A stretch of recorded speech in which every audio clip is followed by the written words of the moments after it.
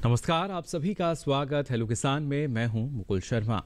इस कार्यक्रम में लगातार आपके लिए अलग अलग विषय लेकर हम हाजिर होते हैं और आज भी बेहद ही खास विषय लेकर हम हाजिर हुए हैं। आज के विषय क्या रहेंगे, आइए इस पर हम नज़र डाल लेते हैं। आज आपको हम जानकारी देंगे लीची के फलों की तुड़ाई के उपरांत प्रबंधन, और बात होगी कपास फसल की देखभाल की। विषय आपने जान लिए हैं। इन दोनों विषय से संबंधित अगर आप कुछ भी जानकारी लेना चाहते हैं तो आप हमारे टोल फ्री नंबर हैं, इन पर आप कॉल कर सकते हैं। ये नंबर हैं 1800113060, 1800113061। इन दोनों नंबर्स पे आप हमें कॉल कर सकते हैं और आपके सवालों के जवाब देने के लिए जो खास मेहमान आज हमारे साथ जुड़े हैं उनका परिचय आपसे हम करा दें। हमारे साथ स्टूडियो में मौजूद हैं डॉक्टर राम आसरे जी। आप प्रधान वैज्ञानिक हैं तुड़ाई उपरांत प्रौद्योगिकी संभाग, भारतीय कृषि अनुसंधान संस्थान, पूसा, नई दिल्ली से। बहुत बहुत स्वागत डॉक्टर राम आसरे जी आपका। नमस्कार। और साथ ही हमारे साथ जुड़े हैं डॉक्टर हरजीत सिंह बराड़ जी। आप फसल वैज्ञानिक हैं क्षेत्रीय अनुसंधान केंद्र भटिंडा, पंजाब से। बहुत बहुत स्वागत आपका भी doctor Brar. Thank you sir. तो जैसा हमने आपको बताया जो हमारे आज के विषय हैं, और अभी के समय की अगर बात की जाए, जो लीची का फल है ना सिर्फ अपनी मिठास के लिए तो जाना ही जाता है बल्कि अब और ज़्यादा आकर्षक लगने लगता है। लेकिन किस तरीके से इसको और हमारे जो किसान हैं वो इसकी हम कह सकते हैं जो सुंदरता है इस फल की उसको बनाए रखते हैं, या किन बातों का उनको ख्याल रखना चाहिए, इस बारे में आपसे यहाँ डॉक्टर राम आसरे जी हम जानकारी लेंगे। लेकिन अभी का जो समय चल रहा है हम देख पा रहे हैं जो लीची का फल है वो बाज़ार में पहुँच रहा है, और उससे पहले भी किसान की चुनौती यही होती है कि जब तुड़ाई उसने कर ली तो अच्छे से ये बाज़ार में पहुँचे और उसका अच्छा भाव उसको मिल पाए। इस दौरान किस तरह की सावधानी आमतौर पर रखनी होती है और क्या क्या खतरे भी रहते हैं? किसान भाइयों, जैसा कि हमारे मुकुल जी ने बताया कि लीची बहुत ही आकर्षक अपना रंग लिए होती है, और उस की मिठास और उसका चित्ताकर्षक रंग है उसको बनाए रखने के लिए किस तरीके से कुछ प्रयास करें हमारे किसान। ये विषय है तुड़ाई उपरांत प्रबंधन। लेकिन कुछ बिंदु ऐसे हैं जिससे कि तुड़ाई के पहले भी हमें कुछ ध्यान रखने पड़ते हैं। खासकर तुड़ाई के 10 से 15 दिन के पहले का समय जो होता है बहुत ही अहम होता है, और उस समय हमारे किसान भाई अगर बागान में कैल्शियम क्लोराइड जी 1 से 1.5% का घोल बना के बागान में छिड़काव कर दें तो उससे जो रंग है काफ़ी उभरता है, और कभी कभी लीची में फटने की समस्या, जो छिलका है वो फटने की, स्प्लिटिंग की समस्या होती है, उससे भी निजात मिल जाती है और वो रंग बहुत बरकरार रहता है। इसके बाद आपको यहाँ पे एक बहुत ही अहम बात समझ लेनी होगी कि लीची आम से बिल्कुल फ़र्क होता है। आम को हम जब पकने से पूर्व ही तोड़ लेते हैं, जैसा कहते हैं कि आप जब से एक आध उसमें आम टपकना शुरू हो जाए तो उस समय हम तोड़ लेगा और उसको पाल में रख देते हैं, तो उसके बाद वो अच्छे ढंग से उसमें रंग विकसित होता है और उसमें मिठास आती है। लेकिन इसके ठीक विपरीत लीची एक ऐसा फल है जिसे कि हमें डाल पे ही पकाना है। अगर आपने तुड़ाई में कुछ 2-4 दिन का भी आगे पीछे कर दिया, मतलब अपनी ये परिपक्व अवस्था में नहीं पहुंची, इसमें रंग विकसित नहीं हुआ ठीक तरीके से, और आपने इसको तोड़ लिया, पेड़ से उतार लिया, फिर इसमें कोई परिवर्तन होने वाला नहीं, ना तो इसकी मिठास में ना इसके रंग में। तो ये बहुत ही अहम बात है कि आप लीची को पेड़ पे पकने के बाद ही तोड़ें। इसके ठीक विपरीत जैसे दूसरे फलों का नाम बताया मैंने, आम खासकर यहाँ पे अभी समय बागानों में उपलब्ध है, उसको हम पहले ही तोड़ लेते हैं। जब उसमें परिपक्वता आ जाती है तो उसको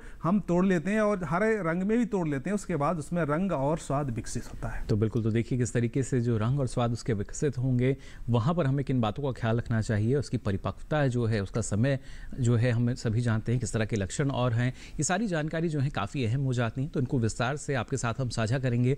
लेकिन पहले आइए नजर डाल लेते हैं इस खास रिपोर्ट पर।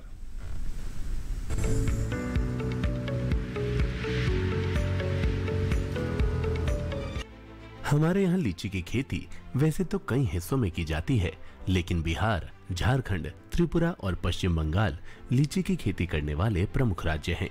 हालांकि लीची की सबसे ज्यादा पैदावार बिहार में होती है। लीची की तुड़ाई के बाद बाग का प्रबंधन जरूरी होता है। इसके लिए कुछ बातों का ध्यान रखना जरूरी है। अगर कटाई छटाई की प्रक्रिया और मिट्टी व पत्तों की जाँच पूरी न हुई हो तो उसे जरूर पूरा कर लें। मध्य और देर से पकने वाली किस्मों की तुड़ाई करें। खेत की जुताई करें और पौधों के शतरक के नीचे छोटे ट्रैक्टर या पावर टिलर से पत्तियों और मल्चिंग के अवशेषों को मिट्टी में अच्छी तरह से मिला दें। लीची में गुटी द्वारा प्रवर्धन किया जाता है। गुटी द्वारा प्रवर्धन जून के दूसरे पखवाड़े से शुरू करें। इस महीने में बांधी गई गुटी अच्छी रहती है। वहीं अगर फल तोड़ाई और प्रबंधन की बात करें तो फल को गुच्छों में तोड़ें। इस फल को लंबे समय तक स्टोर नहीं किया जा सकता। ऐसे में नजदीकी बाजार में बेचने के लिए तुड़ाई पूरी तरह से पकने के बाद ही करें और दूर के बाजारों में भेजने के लिए इसकी तुड़ाई फल के गुलाबी होने के समय करें। तुड़ाई के बाद फलों के रंग और आकार के अनुसार उनकी ग्रेडिंग करें। लीची के हरे पत्तों को बिछाकर टोकरियों में इनकी पैकिंग करें। लीची के फलों को लीची के लिए जरूरी उचित तापमान पर स्टोर करेंगे तो फलों को 8 से 12 सप्ताह के लिए स्टोर किया जा सकता है।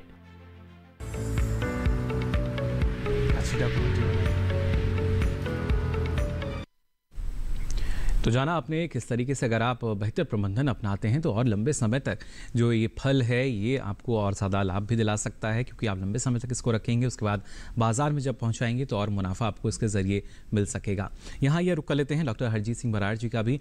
डॉक्टर हरजीत, जानना चाहेंगे आपसे कपास फसल की जब हम बात करते हैं किस तरह की देखभाल जो है वो अभी आवश्यक हो जाती है इस फसल के लिए?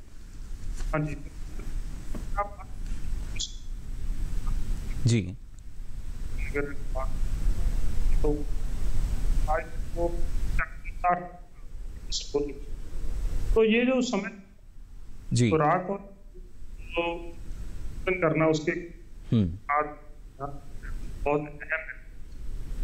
और अगर हम ये जैसे जो गर्म रहा और बहुत नहीं हो रही, जैसे आज डॉक्टर हरजीत दोबारा आपके पास हम लौट कर आएंगे। थोड़ी सी जो आपकी आवाज़ है रुक कर हमारे पास पहुंच रही है, लेकिन ये काफ़ी महत्वपूर्ण कि जो हमारे किसान हैं किस तरीके से उसकी देखभाल कर सकते हैं। कई तरह की चुनौतियां हमारे सामने रहती हैं, लेकिन अगर एक किसान को जानकारी है तो बेहतर तरीके से ना सिर्फ वो प्रबंधन कर सकता है बल्कि अच्छी पैदावार भी ले सकता है। तो विस्तार से आपको हम बताएंगे और कितना लाभ आपको अपनी फसल की देखरेख के जरिए मिल भी सकता है, लेकिन पहले आइए नज़र डाल लेते हैं इस खास रिपोर्ट पर भी।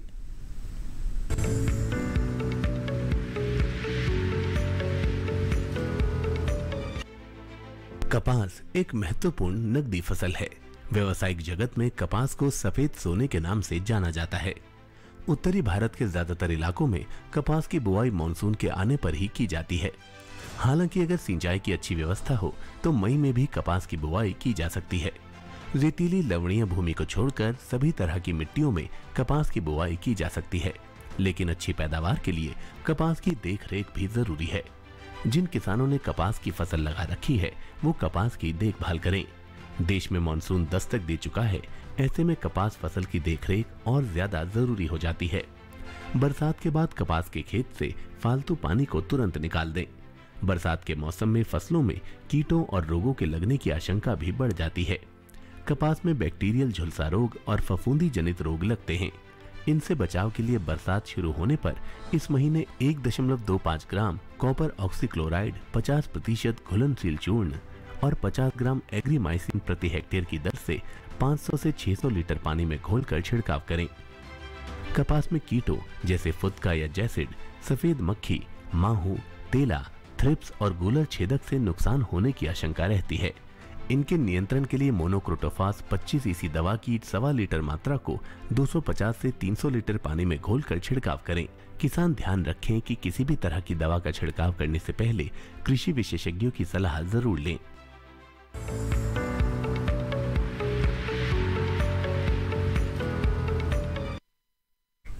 तो जाना आपने किस तरीके से आपको ख्याल रखना होगा जो आपकी कपास की फसल है और अच्छा उत्पादन इसके ज़रिए आप ले सकेंगे। साथ ही आज हम बात कर रहे हैं कि जो हमारा लीची का फल है तुड़ाई के बाद वो आपको किस तरह का प्रबंधन वहाँ अपनाना चाहिए, यानी जो फल की गुणवत्ता है, जो उसका स्वाद है, जो उसका मिठास है वो बरकरार भी रहे और उतने ही वो देखने में आकर्षक भी लगे। हमने रिपोर्ट में भी डॉक्टर रामास्टर जी दिखाया कि किस तरीके से जो फल का जो रंग है वो हल्का गुलाबी नज़र आता है, लेकिन कभी कभी बाजार में हम देखते हैं उसमें जो हरापन है वो भी नज़र आता है, तो कभी भूरा रंग भी नज़र आता है। तो क्या एक जो सही रंग है, अगर रंग के आधार पर पहले हम बात करें, वो रखना चाहिए एक किसान को?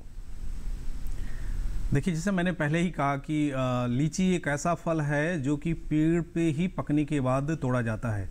अगर इसको आप पूर्ण रूप से इसमें इसके छिलके पे रंग विकसित नहीं हुआ है, इसमें तकरीबन आपका 75% से लेकर 80% जब हिस्सा पूरी तरीके से गुलाबी हो जाए, या यूँ कहें कि इसमें आपका जो हरा रंग है बिल्कुल ना दिखाई पड़े, उस समय आप इसको पेड़ से तोड़ें, उसके बाद ही बाजार में ले जाएं।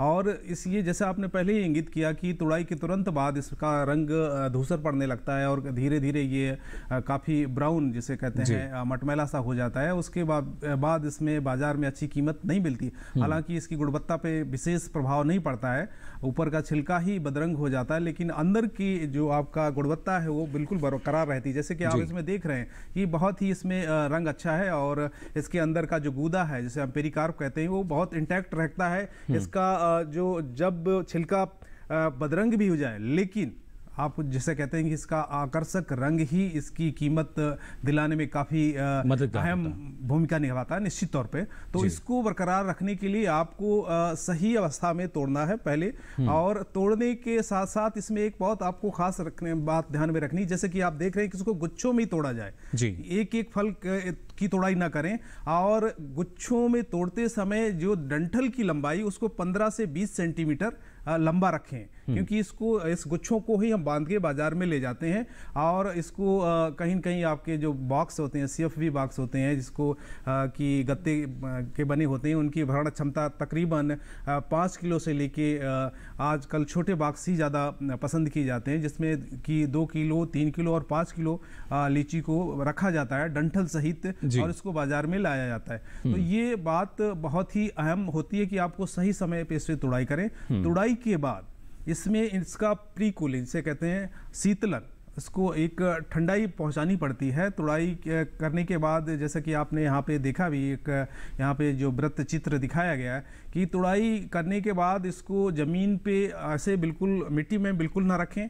इसके लिए तो आप पॉलीथीन का बिछावन यूज करें, या जो इसकी पत्तियां होती हैं जो लीची की, उनकी एक गहरी तह बना लें ऊंची, उसी के ऊपर हम लीची को रखें, और यहाँ पे इनके गुच्छे विभिन्न आकार के, जिसकी कि 1 किलोग्राम या 2 किलोग्राम के गुच्छे के रूप में इसकी हम बंचिंग करते हैं, गट्ठर बनाते हैं, और उसको फिर हम किसी बॉक्स होते हैं, जो गत्ते के बॉक्स होते हैं, जिसकी भरण क्षमता 2 किलो, 3 किलो या 5 किलो, खासकर 5 किलो की जो भरण क्षमता के डिब्बे ज़्यादा पसंद किए जाते हैं दूर दराज के बाज़ारों में भेजने के लिए, उसमें रख के इसका शीतलन करते हैं। शीतलन करने का तात्पर्य है कि जो इसमें गर्मी होती है, जब सूर्य की गर्मी ये जज्ब कर लेती है, सोख लेती है, तो इसको अगर हम भंडारित करते हैं, इसको हम नहीं निकालते हैं, तो ये कहीं न कहीं नुकसान करती है, और उसकी वजह से इसकी जो सेल्फ लाइफ है, निधानी या भंडारण अवधि कम हो जाती है, और रंग भी बहुत ही जल्दी जो धूसर पड़ने लगता है,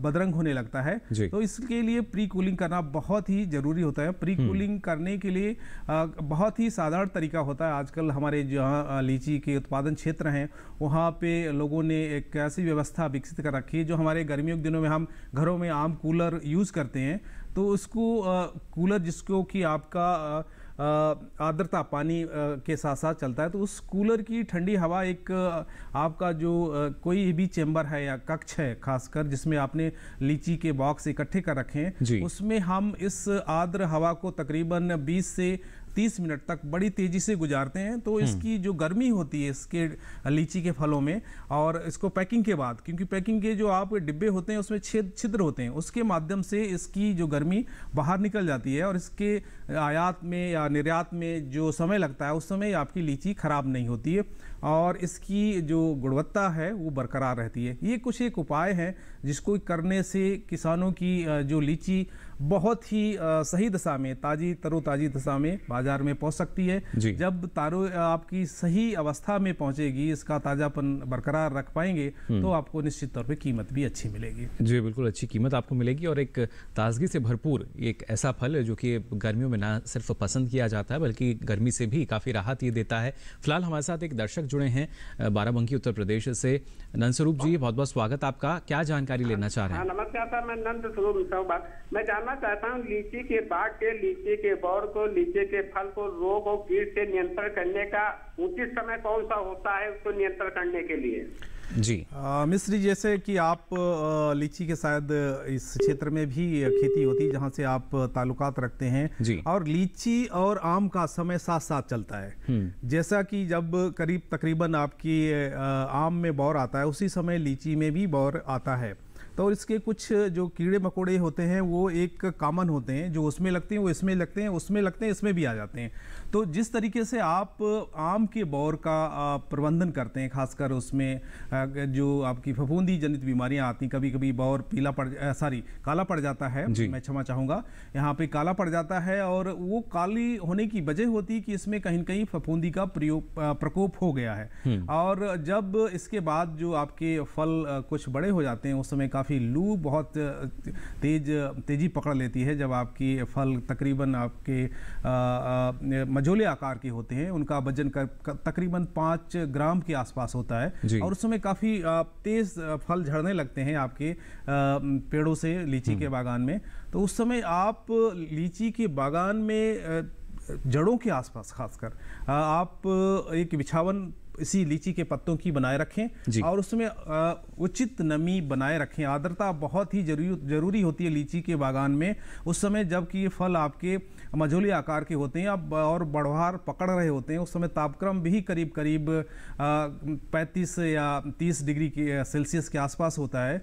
और ऐसी दशा में इसमें कुछ कीड़े भी आते हैं, जैसे कि मैंने बताया फफूंदी आती है, फफूंदी के साथ साथ इसमें कीड़े, खासकर इसमें कुटकी, जिसको हम माइट बोलते हैं, कुटकी को नियंत्रित करने के लिए आप मोनोक्रोटोफास का भी प्रयोग कर सकते हैं। चलिए, किस तरीके से और जो प्रबंधन है वो हम इसमें कर सकते हैं, और जो अलग अलग रोग बीमारी आ रहे हैं उनकी ना सिर्फ रोकथाम बल्कि जो कीट का भी प्रकोप होता है वहाँ कैसे इसका बचाव हम करेंगे, ये सारी जानकारी आपसे हम डॉक्टर राम आश्रय लेंगे। लेकिन फिलहाल यहाँ रुकने के छोटे से ब्रेक के लिए जल्द हाजिर होंगे। आप बने रहिए दूरदर्शन किसान पर।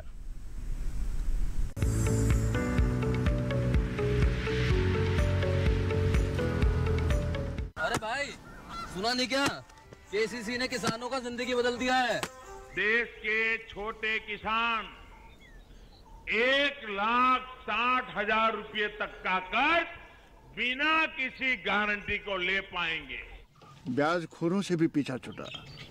मैं तो जैविक खेती का पूरा सामान मंगा लिया, केसीसी का भी कोई दबाव नहीं है। ब्याज चुकाने के लिए पूरा 1 साल मिलता है। समय पर भुगतान करने पर केवल 4% के सालाना ब्याज पे लोन मिल गया मुझे।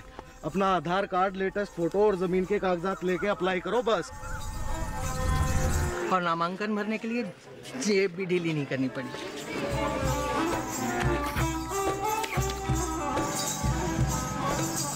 चाचा, उधार चुकाने के 24 घंटे के बाद उतने ही पैसे वापस निकाल सकते हैं। केसीसी ने किसानों की जिंदगी वाकई बदल दी है। तो आप भी किसान क्रेडिट कार्ड अपनाएं और सहजता से ऋण पाएं।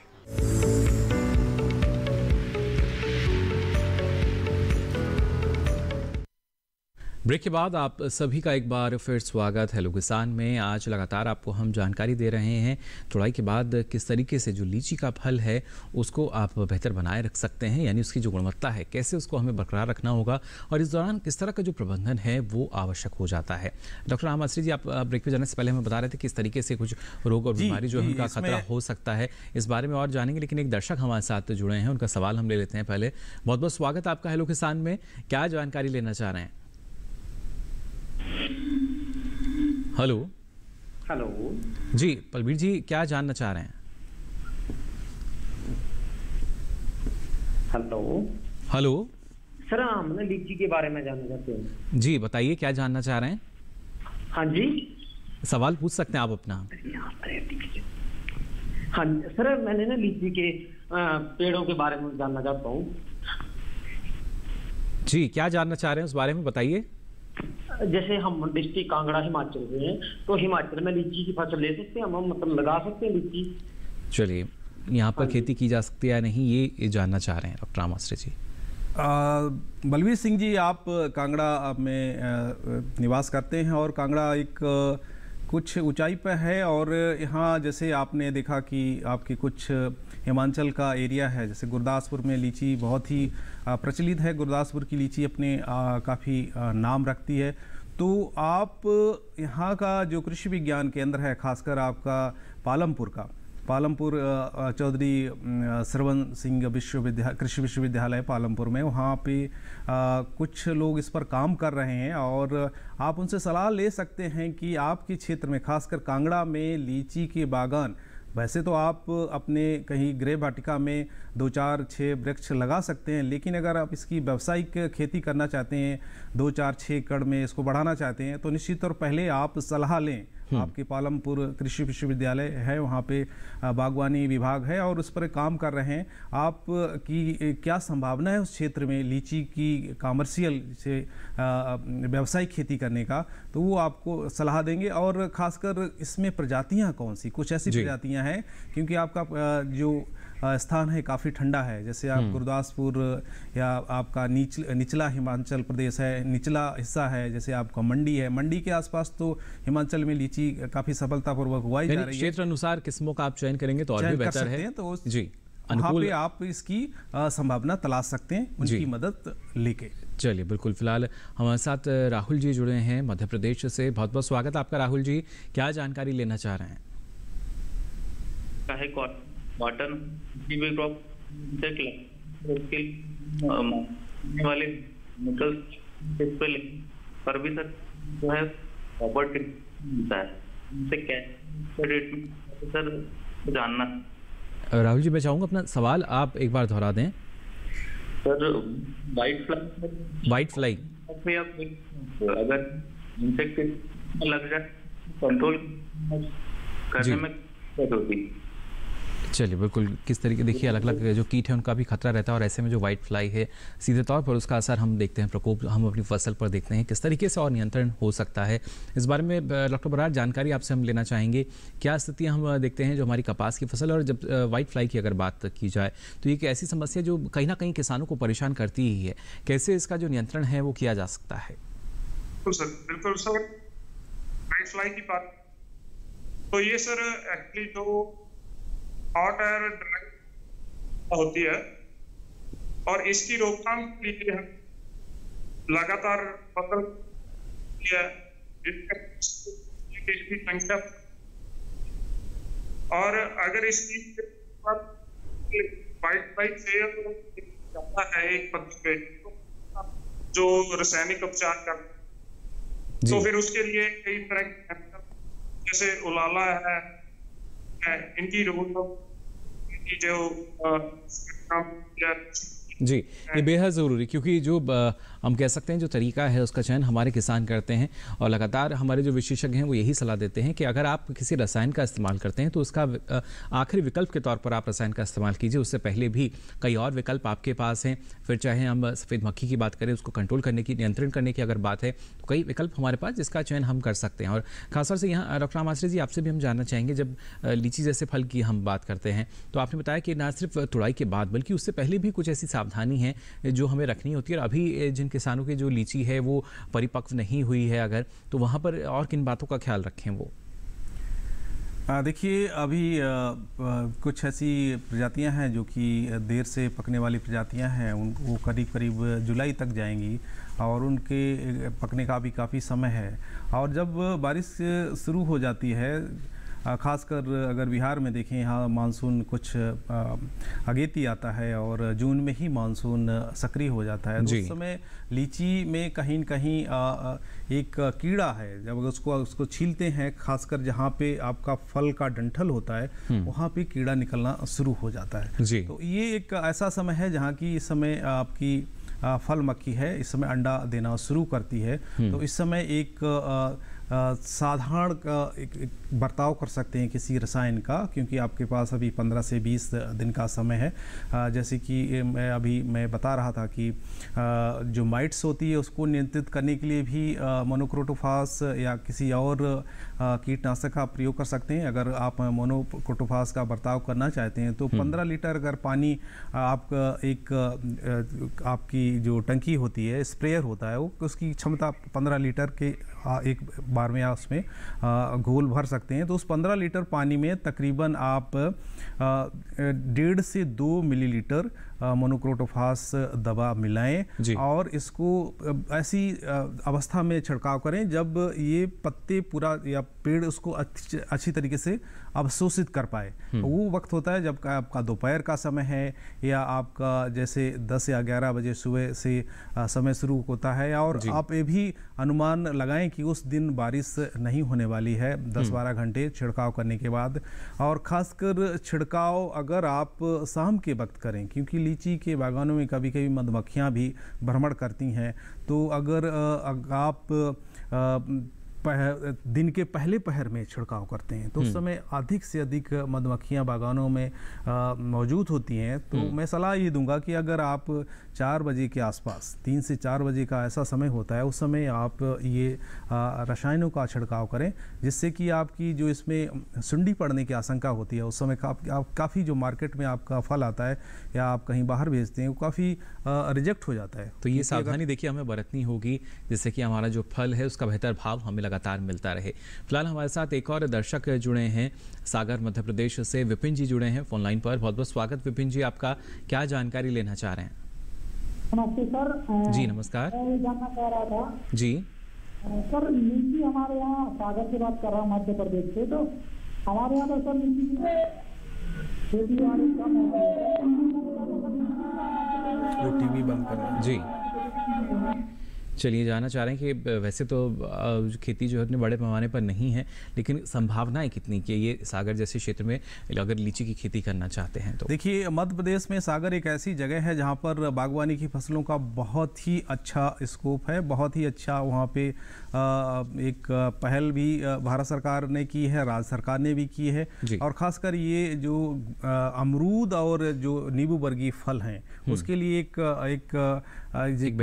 बेहतर बेल्ट विकसित हुई है, और यहाँ पे लीची भी उगाई जा सकती है, क्योंकि आपके नींबू वर्गीय फसल जो वहाँ पे अच्छा कुछ कर रहे हैं। सागर एक ऐसी जगह है कि ये आपका जो बुंदेलखंड क्षेत्र है, उस बुंदेलखंड के क्षेत्र से लगा हुआ, लेकिन यहाँ की ज़मीन और जो आबो हवा वो काफ़ी वहाँ से फ़र्क है, और यहाँ पे लीची लगाने की काफ़ी कुछ संभावना है। कुछ ऐसी प्रजातियाँ हैं, खासकर आप अगेती प्रजातियों का चुनाव करें, जैसे आपका अर्ली बेदाना है, खासकर उसका आप यहाँ पे ट्रांसप्लांट करें या आपका रोपण करें, तो इसको आप आगे बढ़ा सकते हैं। और हमेशा ये सलाह दी जाती है, क्योंकि आपकी बागवानी की फसलें ऐसी हैं कि लगाने के 5 साल बाद तो इनमें फल शुरू होता है, और इनकी उम्र बहुत लंबी होती है, कहीं लंबे समय तक जब जाती है।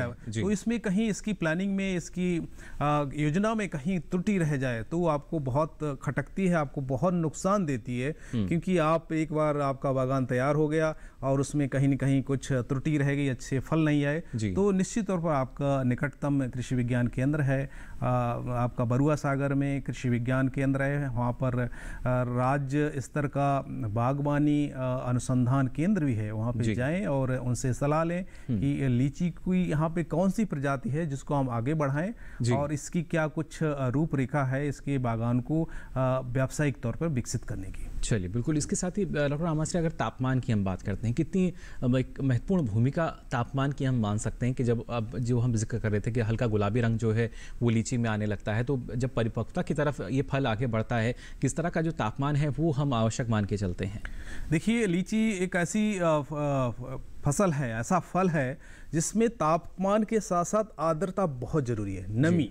इसीलिए ये कुछ ऐसे क्षेत्र हैं, जैसे आप देहरादून के क्षेत्र में भी लीची होती है, अगर हम उत्तरांचल की बात करें या उत्तराखंड की, या हमारा उत्तर प्रदेश का मुजफ्फर नगर है, या यहाँ पे, और मुजफ्फरपुर बिहार में जाएं आप, मुख्य ऐसे कहते हैं कि आपकी लीची की भारतवर्ष में जन्मस्थली इसको कहते हैं, जीआई टैग अब तो ले चुकी है लीची निश्चित तौर पे। तो यहाँ पर आर्द्र मौसम रहता है, आप जो वातावरण में नमी काफी होती है, तो जब दोनों का सम्मिश्रण, तापक्रम और आर्द्रता अपने चरम पे होती है, कहने का तात्पर्य यह है कि जब तापक्रम तकरीबन 30 डिग्री सेल्सियस के ऊपर पहुंचता है और आर्द्रता नमी जो हवा में होती तकरीबन लगभग 80 से 85% जब पहुंच जाती है जी, तो उस समय लीची में बहुत अच्छा गुलाबी रंग विकसित होता है। इसीलिए आप देखते हैं जब मानसून के वक्त की लीची आती है उसका रंग बहुत ही अच्छा होता है। और जो आपकी अगेती प्रजातियां हैं खासकर उनमें इतना गुलाबी रंग जो आप देख रहे हैं कि लाल गुलाबी रंग विकसित नहीं होता है।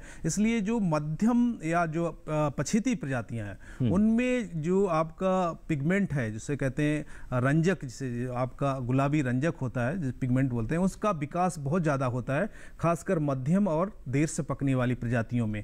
तो ये यूं कहें कि आप जब दोनों का अच्छा संयोग होगा, नमी भी अच्छी होगी और तापक्रम भी आपका एक 30 से 35 डिग्री सेल्सियस के आसपास होता है, उस समय लीची में बहुत सा अच्छा रंग विकसित होता है। इसीलिए ये हमेशा कहा जाता है कि लीची हर जगह नहीं उगाई जा सकती है, जहां इसकी संस्कृति होती है वहां पे ही इसका व्यावसायिक उत्पादन प्रारंभ करना चाहिए। जी बिल्कुल। लेकिन डॉक्टर रामाश्रे, इस तरह की खबरें भी कभी कभी सामने आती हैं कि लीची पे जो रंग है वो कर दिया जाता है जिससे वो और आकर्षक लग सके। कितना कहीं ना कहीं स्वास्थ्य के प्रति किस तरह का खिलवाड़ इसको माना जा सकता है? और जो किसान है अगर सही समय पर ध्यान दे तो शायद वो जो रंग अगर किया जा रहा है, अगर इस तरह की खबरें वाकई सच हैं तो शायद इस तरह की आवश्यकता ही ना पड़े। निश्चित तौर पर ये एक जो है अनैतिक और दंडनीय कार्य है, निंदनीय और दंडनीय कार्य है। इसको बिल्कुल नहीं किया जाना चाहिए। आपको थोड़ा इंतजार कर लें क्योंकि पकने पे ही इस पे रंग आता है और पेड़ पे ही जब ये पकती तभी रंग आता है। जैसा हमने प्रारंभ में ही कहा, जैसे कि आप आम को तोड़ने के बाद भी हरे रंग में भी तोड़ेंगे तो इसमें रंग विकसित होगा और मिठास भी विकसित होगी। लेकिन लीची एक ऐसा फल है जिसे कि आपको पेड़ पे ही पकाना पड़ेगा, इंतजार करना पड़ेगा।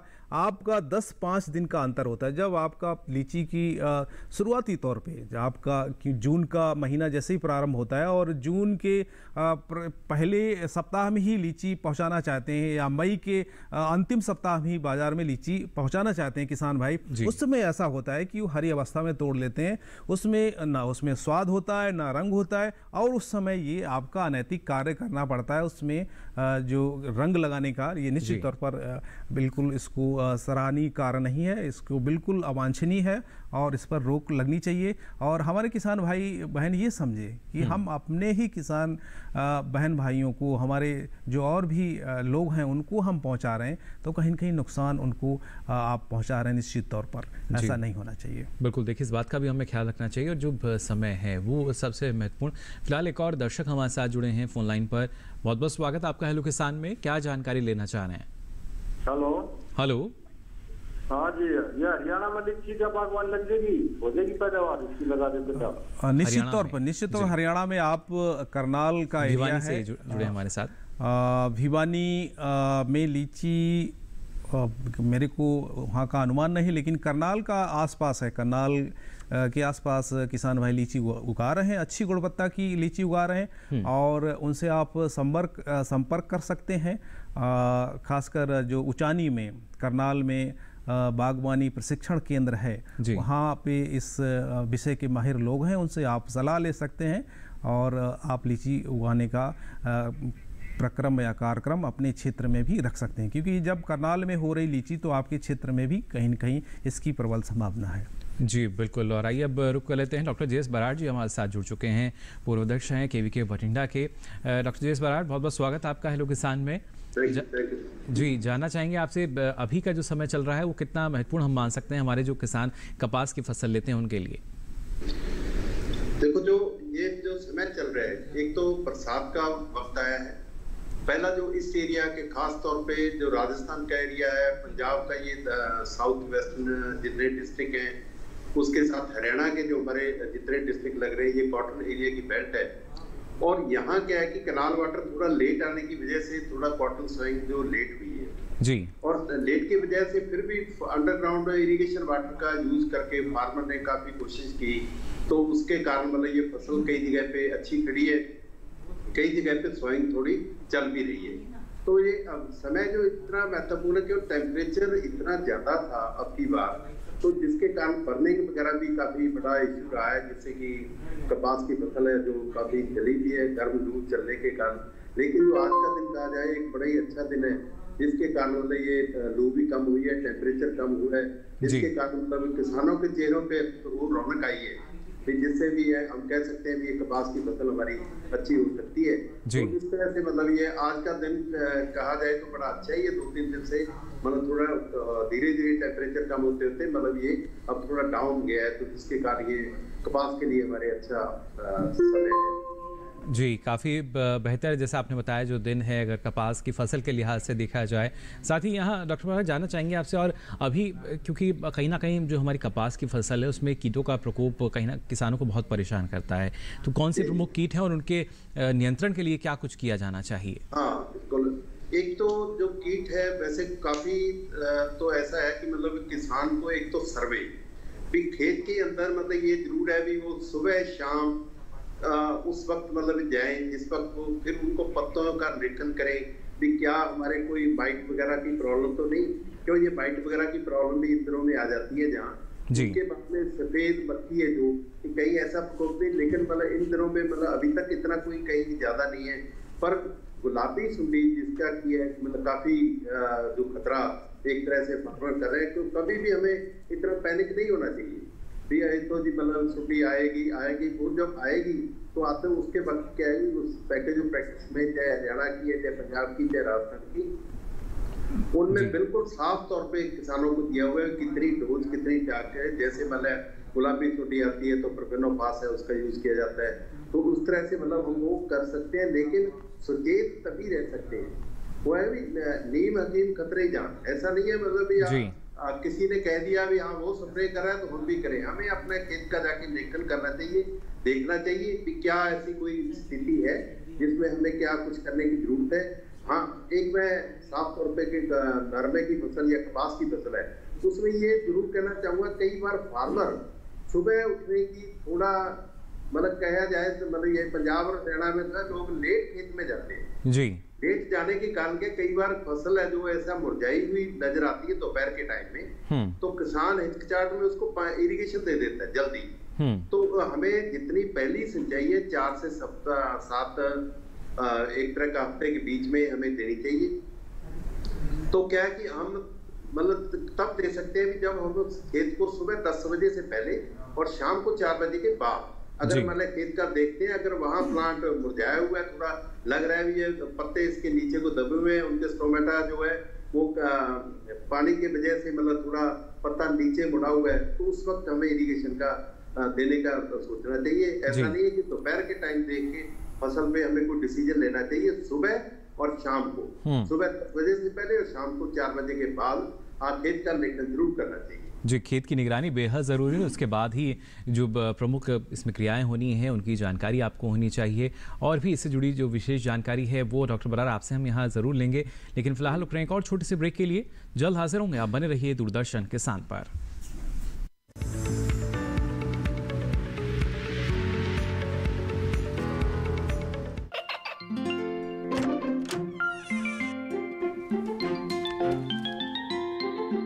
ये क्या हो रहा है? काशवी, इतने कम मार्क्स? काशू बेटा पढ़ा करो, पढ़ोगी नहीं तो आगे कैसे बढ़ोगी? मम्मा मैं भी तो आपसे यही कहना चाहती हूँ, पढ़ा करो। आप पढ़ोगे नहीं तो आगे कैसे बढ़ोगे? मतलब?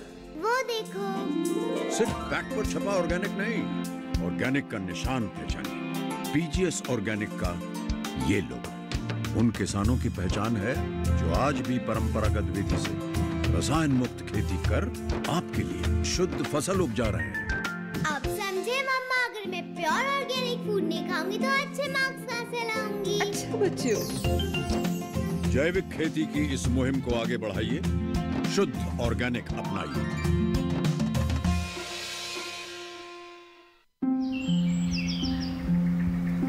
अरे अरे अरे क्या कर रहा है? इधर इधर इधर, हम बोल रहे हैं तेरे बीजू का। उतला बोल रहा है? हाँ, पक्षियों से तो हम खेत को बचा लेते हैं, पर इन घातक रसायनों से कैसे बचाएं? मतलब? देख बेटा, तू जो ये अंधाधुंध रसायन मिलाता है ना, मिट्टी की सेहत बिगड़ने लगी है, और जब माटी ही कमजोर पड़ जाएगी तो उपज कैसे सेहतमंद होगी? हाँ? अरे पहले ऐसा नहीं था, पूछना अपने बड़े बुजुर्गों से, कैसे फसल लहलहाती थी, शुद्धता झलकती थी। हाँ, माटी भी तंदुरुस्त और लोग भी। अरे पहली वाली बात कहाँ, पर अब तो सभी डाले हैं। सब नहीं, आज भी लाखों जागरूक किसान परंपरागत विधि से फसल उगा रहे हैं। खर्चा कम और उपज की कीमत भी बेहतर पा रहे हैं। ठीक है भाई, मैं भी आज से जैविक खेती शुरू करूंगा। माटी से प्रेम की परंपरा है परंपरागत खेती।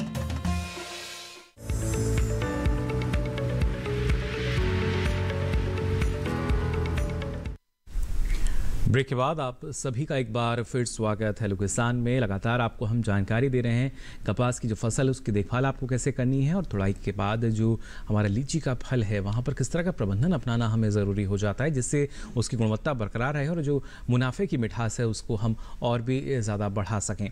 यहाँ डॉक्टर राम आश्रित जी जानना चाहेंगे आपसे, क्योंकि जो हमारे हम कह सकते हैं संपन्न किसान है वो उनके पास तकनीक जो है शायद उपलब्ध रहती है, तो वो तो कहीं ना कहीं जो लंबी दूरी होती है खेत से बाजार तक की, वो सफ़र उनका सुगमता के साथ पूरा हो जाता है। लेकिन जो हमारे छोटे और मझोले किसान हैं जिनकी संख्या भी हमारे देश में ज़्यादा है, उनके लिए किस तरीके से जो तकनीक है या वो किस तकनीक का इस्तेमाल कर सकते हैं इसमें, क्योंकि एक अगर बात की जाती है कि जो हमारे पास साधारण तकनीक है या कोई तरीका है उसका इस्तेमाल हम कर लें और जो उनकी ताजगी है वो बरकरार रह सके।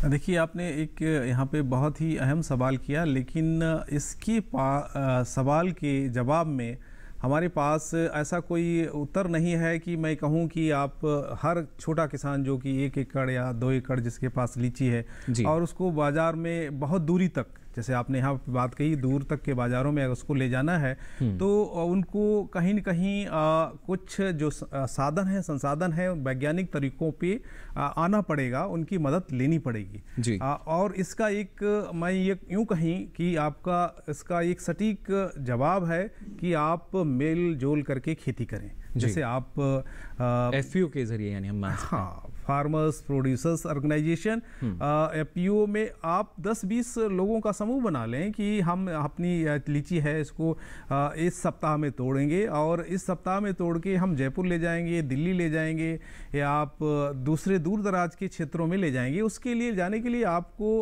वातानुकूलित जो भी यान है उनका प्रयोग करना पड़ेगा, जैसे कहते हैं रीफर वैन। हाँ, उसमें भी आपको जैसे कुछ पहले भी बातों पे अमल किया गया, उस पर जरूरी अमल करना होता है। जैसे बताया कि इसको सही दशा में तोड़ें और तुड़ाई के साथ साथ डंठल 15 से 20 सेंटीमीटर होना चाहिए, उसके कुछ पत्ते भी हों, और तुड़ाई के बाद इसका प्री कूलिंग जैसे कहते हैं इसकी गर्मी भी निकालनी है। उसको निकालने के बाद आपके जो वातानुकूलित जैसे ट्रक है या आपके रेल के वैगन भी कुछ लोग भाड़े पे लेते हैं, उनमें ले जाके दूर दराज के क्षेत्रों में ले जाते हैं। तो ये इसका कोई अभी आपके पास विकल्प नहीं है, क्योंकि आप अगर आप 10-20 क्विंटल लीची ले जाना है तो आप अपनी कार या ट्रैक्टर या ट्राली में कहीं दूर दराज नहीं ले जा सकते हैं। इसके लिए आपको इसकी पुलिंग करनी पड़ेगी, अपने आपस में किसानों का संगठन बनाना पड़ेगा और बाजार भाव को देख के इन सारे एहतियात बरतते हुए लीची को दूर दराज ले जाना ही पड़ेगा, तभी आपको कीमत मिल पाएगी। तो यानी हमारे जो किसान है वो बेहतर तरीके से जानते हैं जो कोल्ड चेन है उसका फ़ायदा क्या होता है, तो ऐसी फार्मर्स चेन जो है वो हमें बनाने की आवश्यकता है यहाँ पर, जिससे जो किसान है उनको और भी अधिक लाभ मिल सके। और मैं यहाँ जोड़ना चाहूँगा कि इसके लिए आपकी राज्य सरकार है, केंद्र सरकार बहुत ही भरसक प्रयास कर रहे हैं कि हमारे किसान अपना संगठन बना के उसका पंजीकरण कराएं, और उस पंजीकरण कराने के बाद इनको ये जैसे आपके ट्रांसपोर्टेशन के माध्यम भी उपलब्ध कराए जा रहे हैं। आपके जो क्षेत्रीय या जिला स्तर पे जो जिला कृषि उद्यान अधिकारी होते हैं वो उनको इस तरीके की सारी जो है तकनीकी मदद देने के लिए तैयार रहते हैं, तत्पर रहते हैं, बशर्ते कि आप एक समूह बनाएं, उनको पहले से एक रजिस्ट्रेशन करा के बता दें कि हमारे इस क्षेत्र में इतनी लीची पैदा हो रही है और हम कहीं न कहीं इसको दूर दराज के क्षेत्रों में ले जाना चाहते हैं, और इससे हमें ये आपकी सुविधा उपलब्ध कराएं। जी, साथ ही यहाँ डॉक्टर बराड़ आपसे भी हम जानना चाहेंगे, क्योंकि जिस तरीके से आपने बताया कई तरह के जो कीट हैं उनका खतरा रहता है, उसी वजह से किसान जो हैं वो न सिर्फ जानकारी के अभाव में रसायन का कहीं ना कहीं असंतुलित मात्रा में उपयोग करते हैं। जो ETA लेवल है वो काफ़ी महत्वपूर्ण हो जाता है। कैसे जो एक किसान है वो पहचान कर सकता है कि अभी फ़िलहाल क्या स्थिति है और रसायन का छिड़काव हमें करना है या नहीं करना, और क्या रसायन जो है, क्योंकि आखिरी विकल्प उसको हम मानकर चलते हैं, अगर हमें छिड़काव भी करना है उससे पहले के जो विकल्प हैं वो कितने कारगर और कैसे किया जाए? उससे पहले के जितने विकल्प हैं उन पे अगर थोड़ा हम ध्यान दें तो एक तो स्पेसिंग सबसे ज्यादा जरूरी है। कॉटन के अंदर या कपास वाली फसल है, इसके अंदर हमारी जो प्लांट से प्लांट की दूरी रो से रो की दूरी, पंक्ति से पंक्ति की दूरी और प्लांट एक पौधे से पौधे की दूरी प्रॉपर होनी चाहिए। इस हिसाब से मान लें 2.25 फुट के करीब है हमारी रो से रो है और 2.5 फुट है जो प्लांट से प्लांट है। तो अगर हमारी स्पेसिंग होगी तो उससे हवा का संचार या जो सूरज की किरणें या और सब उसको सही मिलेगी। उसके बाद में क्या है, कई बार फार्मर प्लांट पॉपुलेशन को ज्यादा कर लेता है, जिसके कारण ये इंसेक्ट है वो ज्यादा आने के चांसेस हो जाते हैं। इसलिए हमें दूरी मेंटेन है वो प्रॉपर प्लांट टू प्लांट की और ये रखनी चाहिए जी।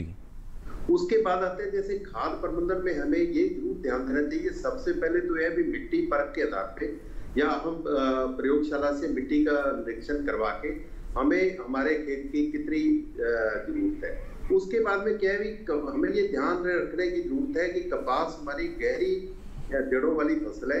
इसके लिए हमें शुरू में, चलो अब तो ये क्या है, सोइंग होगी, कपास की फसल खड़ी है जी, तो लैंड प्रिपरेशन या जमीन की तैयारी है उस हिसाब से गहरी जुताई करनी चाहिए, जिससे कि इनकी रूट की डेवलपमेंट है या रूट है वो गहरी जा सके।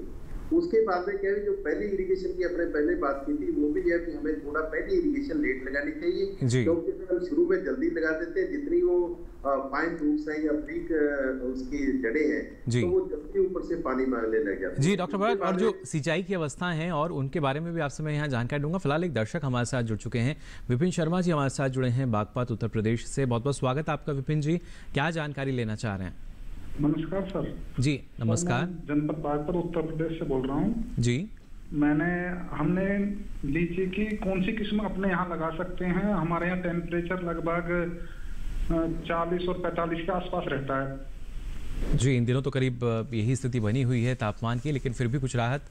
यहाँ क्या जानकारी देना चाहेंगे डॉक्टर रामाश्री जी, कितनी संभावनाएं और कौन सी किस्म? देखिए, आपका बागपत में जो आपकी लीची की सारी आप किस्में लगा सकते हैं, खासकर आपकी अर्ली वेदाना है, आपकी शाही है या देहरादून है, गुलाबी है, इन सब का यहाँ पे बर्ताव या प्रयोग कर सकते हैं। और ख़ासकर आप यहाँ पे जो लेट वैरायटी हैं उनको मत ले जाएं, और ख़ासकर आप इसमें जो मध्यम किस्में हैं, जो मध्यम अवधि की किस्में हैं, उनको आप अधिक महत्व दें। और वैसे आपको सलाह ये दी जाती है कि आप कुछ अर्ली और कुछ लेट और कुछ मध्यम प्रजातियों का सम्मिश्रण करें। खासकर इसमें अगर आपके पास रकबा बड़ा है तो मध्यम अवधि की जो लीची है, जो किस्में हैं, उनका रकबा आप 60% रखें। इसके बाद जो 20% हिस्सा आप उसमें अगेती और पछेती किस्मों का लगाएं, जिससे कि आपको एक लंबी अवधि तक तुड़ाई कटाई और उनके बाजार में ले जाने या आमदनी का एक जरिया बनेगी। तो देखिए, लंबे समय तक जो आपकी आमदनी है वो चलती रहेगी, और ये बेहद ज़रूरी कि अगर आप सही समय पर उचित प्रबंधन अपनाते हैं और पूरी जानकारी के साथ खेती करते हैं तो अच्छा लाभ आपको यहाँ ज़रूर मिल सकता है। आगे भी आपको हम जानकारी यहाँ देंगे, लेकिन रुक रहे हैं एक छोटे से ब्रेक के लिए। जल्द हाजिर होंगे, आप बन रहिए दूरदर्शन किसान पर।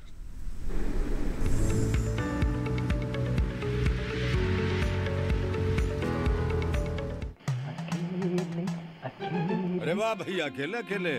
अरे तू भी ले, पर खाएगा कैसे? मैं ऑर्गेनिक खेती की बात कर रहा रे बेटे।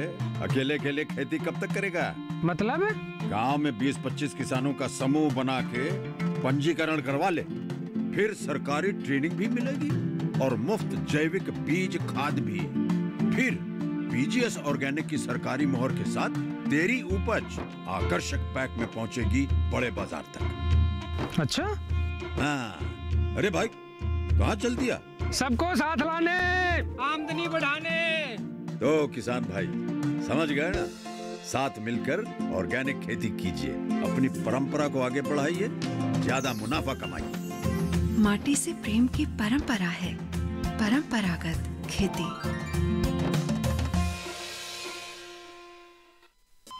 अरे सुन तो। मुझे क्या सुनाना चाहते हो? जो सुनाओ मेरी सौतन को। किसको? अरे वही तुम्हारा मोबाइल फोन जिससे सुबह शाम दिन रात चिपके रहते थे और कहते थे किसान कॉल सेंटर से बातें हो रही हैं। अच्छा, ये बात है। हाँ, क्यों? क्या हुआ? अब बात नहीं होती क्या? अब तो झट से बात हो जाती है। ऐसा क्या? हाँ, अब तो ज्यादा लाइनें और खास तकनीक के कारण खेती के माहिरों से तुरंत बात हो जाती है। और अगर कभी लाइन व्यस्त हो तो तो अपनी समस्या फोन पर रिकॉर्ड करा दो, वहाँ से फोन आ जाता है और समस्या की हल का मैसेज भी आ जाता है। ये देखो आ गया। अरे वाह, इसका मतलब इंतजार की घड़ी अब खत्म। हाँ। तभी मैं सोचूं कि आजकल मुझ पर इतना प्यार क्यों आ रहा है। कृषि संबंधी समस्याओं का अपनी भाषा में तुरंत हल पाने के लिए पूरे भारत में किसी भी फोन से हेल्पलाइन नंबर पर संपर्क करें। किसानों का दोस्त किसान कॉल सेंटर।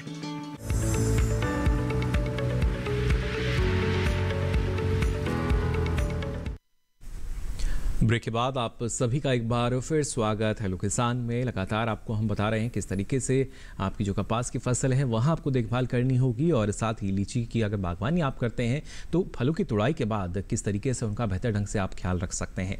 यहाँ डॉक्टर बराड़ कुछ और जानकारी आपसे हम लेना चाहेंगे। सिंचाई के बारे में आप ब्रेक में जाने से पहले हमें जानकारी दे रहे थे, कौन कौन सी प्रमुख अवस्थाएँ हैं जब सिंचाई की आवश्यकता होती है हमें? फर्स्ट इरिगेशन की अपने बात कर चुके जी। 4 से हमें 6 हफ्ते के बीच में मतलब लगाने की जरूरत है। उसके बाद क्या है भी हमारे मिट्टी की भी उसमें वाटर होल्डिंग कैपेसिटी या पानी रखने की समर्था कितनी है जी। उसके बाद क्या है कि हमें 30 से 35 दिन के बाद भी हम दूसरी इरिगेशन है जो, और तीसरी इरिगेशन जो मैं समझता हूँ दूसरी और तीसरी बड़ी इंपॉर्टेंट है। पहली तो अपना स्थान पे, उसका कारण क्या है कि जब हम वो दूसरी स्टेज पे तकरीबन उसका फर्टिलाइजर हम देने का वक्त होता है, हमें फर्टिलाइजर क्या है कि उस हिसाब से देना चाहिए। अगर हमारी जमीन रेतीली है तो ये कपास का जो इसका मेंटेन करके हम उसकी प्लांट पॉपुलेशन, उसके बाद में हमें क्या है कि उसकी जब फुल टोटी आने से पहले उसको मेंटेन कर लिया तो आधी यूरिया की जो किस्त है हमें दे देनी चाहिए। जैसे 90 किलो हम यूरिया दे रहे हैं तो 45 किलो के जाके हमें प्लांट पॉपुलेशन मेंटेन करने के बाद में हमें देनी चाहिए। उसके बाद क्या है कि जो फूल जब लगते हैं, जब फ्लावरिंग आती है, उस वक्त हमें फर्टिलाइजर देने की जरूरत है। आधी डोज है वो उस वक्त देनी चाहिए। और कई जगह पे जो हल्की जमीन है, जैसे लाइट जमीन है, यहाँ रेतीली जमीन है, वहाँ के हम दूसरी किस्त उसको 2 किस्तों में कर सकते हैं। तो वहाँ 3 किस्तों में स्प्लिट करके वो एक तरह का हमें देना चाहिए। और सिंचाई है उसके बाद में हमें उस हिसाब से देनी चाहिए। अगर हमारी जमीन रेतीली है तो फर्टिलाइजर ऊपर से देना चाहिए, पहले इरिगेशन फिर फर्टिलाइजर, यूरिया खास तौर पे जी। तो उसके बाद में अगर थोड़ी हैवी है तो उसमें हम इरिगेशन से पहले दे सकते हैं। तो जितने फास्फोरस और पोटाश है वो हम सोइंग के टाइम में दे देते हैं। लेकिन एक बात यहाँ जरूर है, लेकिन हमें क्या है ना कि एक ही बार DAP या सुपर वाली खाद है उसको चाहे रबी की फसल में जब हमने यूज कर दिया, अगर पहले DAP को हमने यूज कर दिया तो हमें खरीफ की फसल में देने की जरूरत नहीं है। और एक फर्टिलाइजर देते वक्त कई बार होता है कि फार्मर सीलर चला के जो उसकी निकाई गुटाई करता है उसके अंदर ट्रैक्टर से चलाता है, तो हमें क्या है कई बार फार्मर हमारा फास्फोरस या DAP देता है, तो ये जरूर है कि DAP या फास्फोरस जो खाद देते हैं उसको ड्रिल करना चाहिए हमेशा। तो ये जो उर्वरक है ये ऐसे उर्वरक है, इनके पास जड़ को चल के जाना पड़ता है, ये जड़ के पास चल के नहीं जाती जी। बिल्कुल यूरिया हमेशा है कि वो थोड़े से ही मतलब कर में वो आपकी रूट जोन तक चली जाती है थोड़ी सी इरिगेशन से। इसलिए हमें जितने फास्फोरस और पोटाश है उनकी हमें डीप सोइंग करनी चाहिए जिससे कि प्लांट को मिल सके। उसके बाद क्या है कि फ्रूट सेट, कई बार फार्मर की आमतौर पर शिकायत आती है कि फूल टोटी जब लगती है तो पीलापन आके थोड़े से में ही वो गिर जाती है। तो उसके लिए क्या है कि प्लांट को अपने पूरा फल देने के लिए कपास की फसल का उसको नाइट्रोजन और पोटाश है जो तकरीबन 2% के करीब इसके पूरे प्लांट में होनी चाहिए, जिसके कारण के हमें यूनिवर्सिटी की अपनी रिकमेंडेशन है कि जिसमें 2% जब फूल टोटी वगैरह आ जाती है तो हमें स्टार्ट कर देनी चाहिए क्या, पोटेशियम नाइट्रेट जी।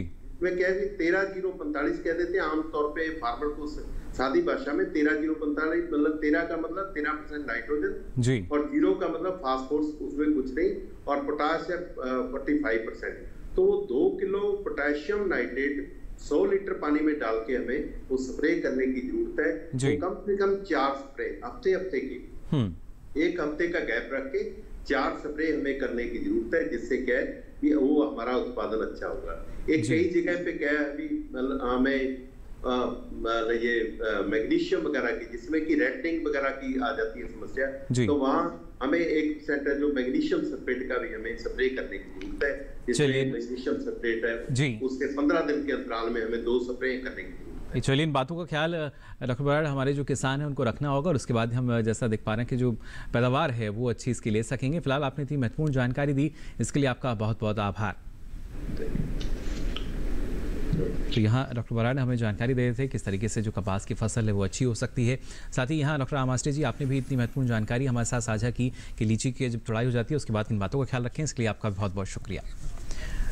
तो जाना आज आपने ना सिर्फ लीची बल्कि कपास की फसल के बारे में भी, और आपको लगातार हम जानकारी देते हैं। साथ ही हमारा जो अब अगला विषय रहेगा सोमवार को, उसके बारे में भी पहले से आपको हम जानकारी दे दें, जिससे आप अपने जो सवाल हैं वो तैयार कर सकें।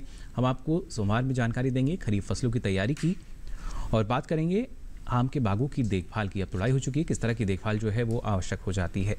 इसके साथ ही आप अपना कोई सवाल या सुझाव है वो हमें ईमेल कर सकते हैं। इसके लिए मेल आईडी नोट कर लें। मेल आईडी है hellokisan2015@gmail.com। फेसबुक के माध्यम से भी आप हमारे साथ जुड़ सकते हैं। इसके लिए आपको फेसबुक पर जाकर हिंदी में टाइप करना होगा हेलो किसान, और यहाँ भी आप अपना सवाल या सुझाव लिखकर छोड़ सकते हैं। साथ ही आप डीडी किसान कॉल सेंटर का नंबर आप सभी को याद होगा, ये नंबर याद नहीं है तो उसको भी आप नोट कर लीजिए। नंबर है 1800113060। सोमवार से शनिवार सुबह 6 से रात के 10 बजे तक ये लाइन्स खुली हुई हैं, इस पर भी आप अपना सवाल दर्ज करा सकते हैं। और आपको बता दें, अब ये सारी जानकारी आप देख सकते हैं डीडी किसान के यूट्यूब चैनल पर भी। इसके लिए आपकी टीवी स्क्रीन पर जो QR कोड दिखाया जा रहा है, इसे आप स्कैन करें, जिसके बाद आप पहुंचेंगे यूट्यूब पर, जहां ये सारी जानकारी अब आप कभी भी कहीं भी ले सकेंगे। तो फिलहाल आज के लिए हेलो किसान में बस इतना ही। फिर हाजिर होंगे नई जानकारियों के साथ, तब तक के लिए दीजिए इजाजत। नमस्कार।